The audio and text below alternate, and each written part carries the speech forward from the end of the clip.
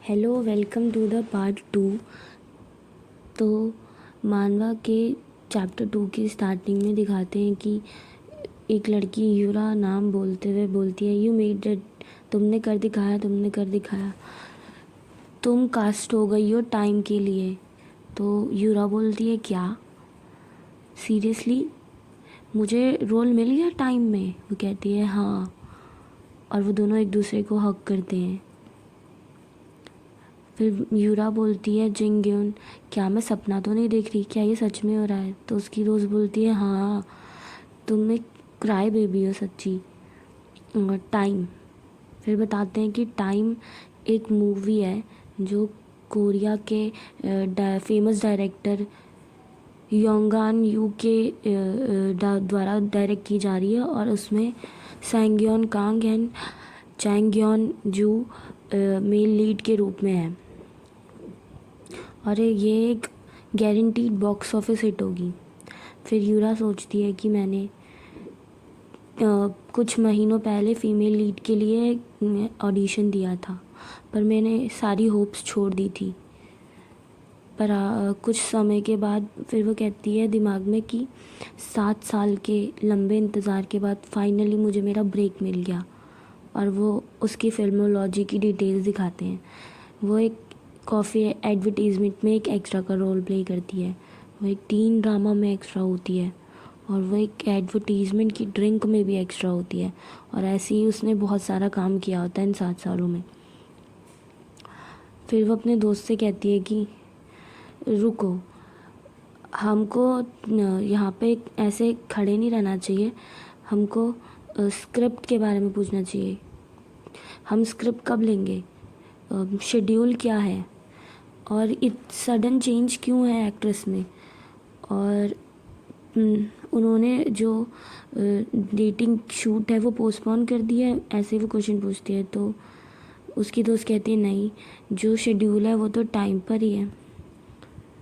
वो चाहते हैं कि तुम 3 दिन में बुसान आओ शूटिंग स्टार्ट करने के लिए। तो यूरा कहती है क्या, बस 3 दिन में? तुम्हें पक्का ये टेबल रीड के लिए नहीं बुला रहे मुझे? तो वो कहती है हाँ, दैट मीन्स, वो कहती है इसका मतलब है कि मेरी शायद ही कोई लाइंस हैं। जिंगयोन मुझे बताओ, जो रोल मुझे मिला है वो येरम का है ना? तो वो कहती है येरम नहीं, तो तुम्हें जो रोल मिला है वो तो सूजी है। तो वो यूरा हंसने लगती है और दुखी हो जाती है, और वो सोचती है कि ऑफ कोर्स। उसकी दोस्त बोलती है क्या हुआ?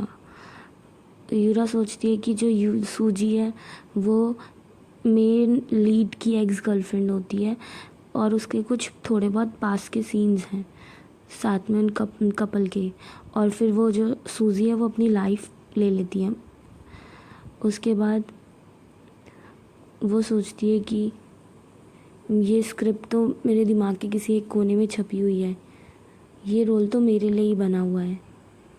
जो अपनी ज़िंदगी में होपलेस फील करती है और अपनी ज़िंदगी पे गिव अप मार दिया है, आई थिंक मैं ये कर सकती हूँ। यूरा बोलती है ठीक है, किसे पता, शायद मैं मरने का सीन इतना ड्रामेटिकली करूँ कि सीन स्टीलर ही बन जाऊँ। और वैसे भी टाइम जैसी मूवी में रोल मिलना एक बहुत बड़ी बात होती है। तो उसकी दोस्त बोलती है दैट्स द स्पिरिट। यूरा की दोस्त कहती है कि और साथ में तुम उसको वो चीज़ वापस कर देना, उसका रुमाल। तो यूरा कहती है हाँ, और फिर वो सोचती है कि इस बात को अब 1 साल हो गया है। 1 साल पहले का सीन दिखाया जाता है और कोई बोलता है हे रेड रिबन, तुम्हें कितनी बार कहना पड़ेगा, तुम कितनी बार गलत करोगी? एक एक्स्ट्रा इतनी गलती कैसे कर सकता है जब लीड स्टार सब काम सही से कर रहा है? और वो सॉरी बोलती है। दोस्त पूछती है यूरा की कि तुम ठीक हो? जो ये डायरेक्टर है वो हमेशा कोई एक इंसान ढूंढ लेता है शूटिंग के टाइम पे और उसको परेशान करता रहता है। मुझे पता होना चाहिए था और मुझे ये रोल नहीं लेना चाहिए था। और फिर यूरा कहती है कि तुम्हें माफ़ी मांगने की कोई ज़रूरत नहीं है, इट्स ओके, मैं हूँ जो जिसे माफ़ी मांगनी चाहिए। फिर वो कहती है कि जिंगयोन मुझे रेस्टरूम यूज़ करना है, और वो चली जाती है। वो सोचती है कि दिमाग में हे रेड रिबन। और वो सोचती है कि इतने 6 साल हो गए बट किसी ने मुझे मेरे नाम से नहीं बुलाया। और वो रोने लगती है, कहती है मैं रो क्यों रही हूँ, मेरे अभी सीन्स हैं शूट करने के लिए। फिर उसे कोई एक हैंकी देता है, वो उसे घूरती है और कहती है अरे ये सैंग्योन कांग। सॉरी बोलती है उसे कि आई एम सॉरी सुनबे, डिले करने के लिए शूट को। और अपने यूनिफॉर्म से अपने आंसू पोंछ रही होती है तो उसका हाथ सुंगयोन पकड़ लेता है और कहता है कि मुझे पक्का यकीन है कि तुम्हें ये ड्रेस वापस करनी होगी, तो अपने कपड़े ख़राब मत करो और इसे यूज़ करो हैंकी को। और उसे हैंकी दे देता है और वो बोलती है थैंक यू। और फिर वो कहता है ठीक है, वैसे भी मुझे नहीं चाहिए था, ये तुम्हारा हुआ। और फिर वो जाने लगता है और मुड़कर फिर पूछता है वैसे तुम्हारा नाम क्या है। तो वो बोलती है यूरा हुआंग। सुनबे और हैंकी को देखती हैं और फिर प्रेजेंट टाइम में दिखाते हैं वो कार में बैठी होती है और हैंकी को देख रही होती है। वो कहती है कि मैं बहुत स्टन थी कुछ भी बोलने के लिए उससे, और उसे तो मैं शायद याद भी नहीं होंगी, बट फिर भी ये मेरे लिए एक ऑनर की बात है कि मुझे उसके साथ काम करने का मौका मिला है। मैं बिल्कुल इंतज़ार नहीं कर सकती। और यही हमारा सेकंड चैप्टर ख़त्म हो जाता है। Thank you so much.